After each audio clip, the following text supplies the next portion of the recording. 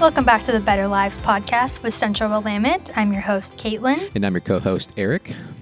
And we are so excited to talk to you today about 5 ways to win financially in 2025. This topic felt like a very fitting first episode. We know that at the beginning of the new year, people often have money-related goals, and so we want to do everything we can to help you get off on the right foot with your goals. Anything we can do to help achieve any of those, we're here to help out in any way we can. Yeah, so we'll start with my first point, which is start tracking your spending. Even if you just track it for a month, you'll really be able to see the patterns in your spending and where your money is going. I know it's so easy when you're just swiping your debit card just to not realize how much money you really are spending. So writing down what you're buying in a notebook, spreadsheet. I even use my notes app on my phone. I'll just, at the end of every day, takes like 5 minutes. I'll just go in and write all of my spending for that day. And then I can really know, what I'm spending every month. Yeah, the days of balancing your checkbooks are kind of a thing of the past. So it's so easy with everything automated. It's so easy just to set it and forget it.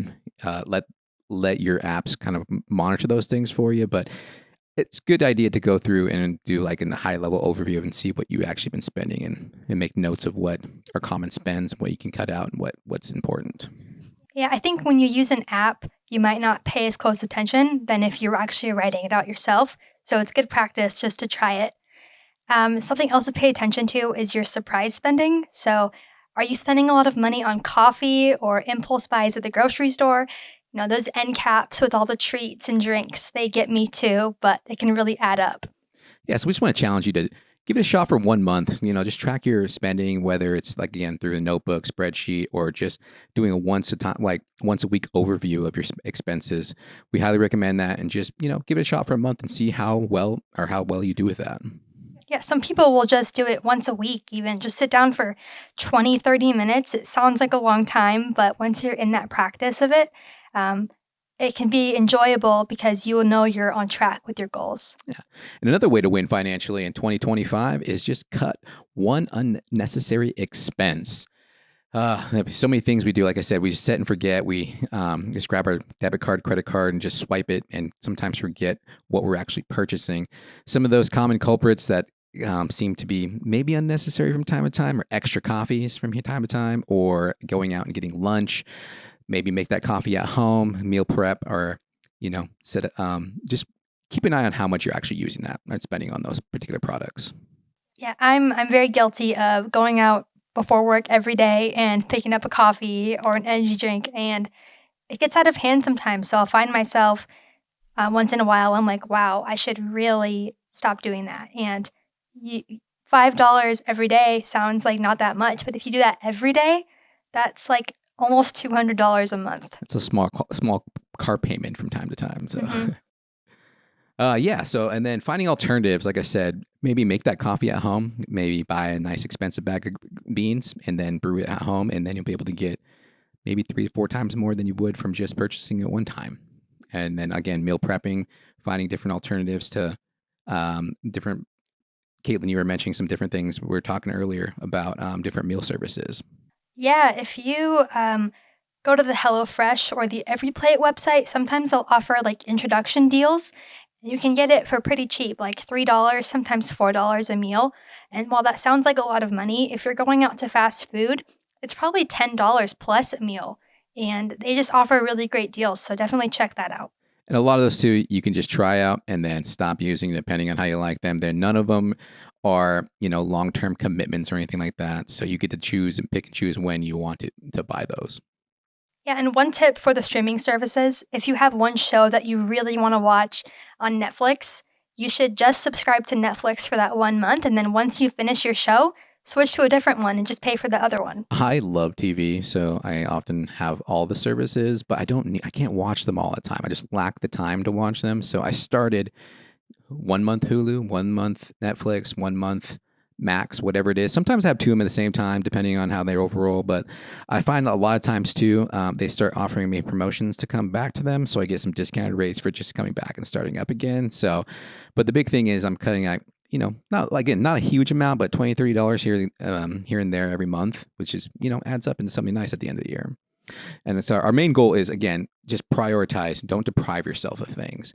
You can go through your list of or your monthly spends and see what you have to mark everything that must be purchased, and then kind of weigh it against the things that you're more, I guess, extracurricular or fun activities. One thing I wanted to add is that if buying your $5 coffee before work is the one part of your day you look forward to, please don't feel like you need to cut that out. We want you to enjoy your life, and there's so many other ways you can save money. Yeah. Prioritize your happiness. Yes, exactly. That's part of prioritization, right? The next tip is to set up automatic savings. So one way you can save money is to, whenever you get paid, just pick a set amount. It could be a percentage or a dollar amount, and just transfer that money right to savings, so you're not tempted to touch it. And you also won't miss it because it never hit your checking account anyway. And some payroll providers, you can actually set it up. We do direct deposit to allocate a percentage towards your savings automatically, so you never really have to see it or do anything with it. Yeah, just remember, start small. Start at all. Start saving $10, $5, whatever you can muster up. Just put it aside. And again, if it never goes in your checking account, to me, it never existed. I just purposely try not to look at my savings account and just kind of keep an eye on that checking account mostly. So if it's not in my checking account, I don't have it. But every now and then, I'll look at it from time to time and be actually really happy with what's saved up from just a few bucks here and there. Yeah, and just make it a goal to not touch it, like Eric said. And once you saved up at least $750, Central Limit offers a great Flex 12 CDX product, so you can earn even more on your money. And then one other way to automate your savings is to keep it hidden. Some banks offer the ability to hide your account on your dashboard, so you actually won't even be able to see your savings account. And then if that's not enough for you, you can open a different bank account and keep your savings there. So if you bank with someone else, Central consider Limit has opening something really nice for you to come. Yeah, consider opening a Central Limit savings account. So that's one way to do it. And pay yourself first on payday. Make it a priority. Your first bill is putting money in your savings. Small or big, with setting up automatic savings, you can meet all of your goals. Yeah, another tip to save financially or to win financially in 2025 is to learn new ways of new saving tricks, such as couponing. I know it's not really, anything new. We've been doing it since we've been able to cut. Well, you can, like a lot of apps, like the CVS app, they have amazing coupons, just crazy deals. Yeah. You can get like free toilet paper, Absolutely. No. Yeah. A lot of times, again, you can automate a lot of your coupon savings, like with these apps from like Safeway, Fred Meyer, anything like that. I know they're kind of a pain in the butt to set up sometimes, but once you enter your phone number, you add up points, then they send you different coupons based on your purchasing habits. Just extra ways for to automate it for you instead of having to go to the newspaper and clip them yourself. And then buying generic. I know people tend to like name brand stuff, but if you look at the ingredients of most products, name brand and generic are basically the same thing. It's just one comes in a fancier package than the other sometimes, and that's usually what you're paying for. You're paying for the name, right? And they almost always taste exactly the same. Sometimes they're different. People will say that, but again, they're the exact same ingredients. It's placebo, I think. At 100%. Nicer package means it tastes good, I guess. The brand makes it taste better. Right. And then another thing we could do is DIY things. Don't pay someone for something you can do yourself. I know a lot of times it's just like, I don't know how to do that. Well, you don't know how to do most things until you learn how to do that. So some of the things I do is like, I use YouTube for everything. I know it sounds really weird, but I'm a very visual learner. So I always joke around that my house is built by YouTube. Everything I did was just like, I couldn't really understand the directions. I didn't know the proper names of things. So when someone showed me it, I was like, I can find that. And I was able to figure it out myself for the most part. I don't know how well those things are lasting over time, but I saved a ton of money and they're still standing today. So I'm pretty happy with the results. Yeah, if DIY is your thing, that's amazing. It's not mine. I tried to DIY the flooring in my bedroom once, and I had to call a contractor. So, well, even if it's not your thing, a lot of times you can at least learn a little bit about it, figure out what sure. Expand your horizons, as they say. And even if you had to hire somebody, a lot of times you can just demo things yourself. So that's a lot of the cost as well. So again, tips and tricks around any way to save a buck. Another thing to do to win financially would be talk about it. People often avoid talking about money. I know it's a tricky situation or tricky subject to talk about, and a lot of people are kind of secretive about a lot of that stuff. But you don't have to ask people how much money they make or anything like that. You can always just talk about, how do you save money? What's the best way to save money? Where are you putting your money? What's a CD that Caitlin talked about earlier? Well, what was the difference between a savings plan and a checking account, or savings plus, or etc. Just talk about it. You won't know unless you ask. Yeah, there's such a stigma around money, especially nowadays. I think people are just embarrassed to share that they have struggles too. But the more you talk about it, the more normal it will become for you.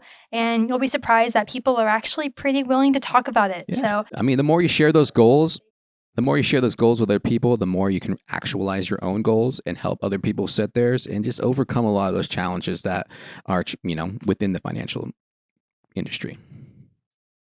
So we hope that you enjoyed these 5 tips for your 2025 to win financially.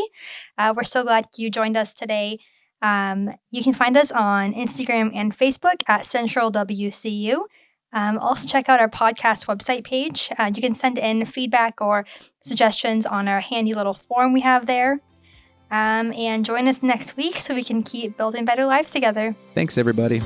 The information provided here is for informational purposes only and does not constitute financial advice. Consult with a qualified financial advisor before making any financial decisions. The opinions expressed are our own and do not necessarily reflect the views of Central Willamette Credit Union.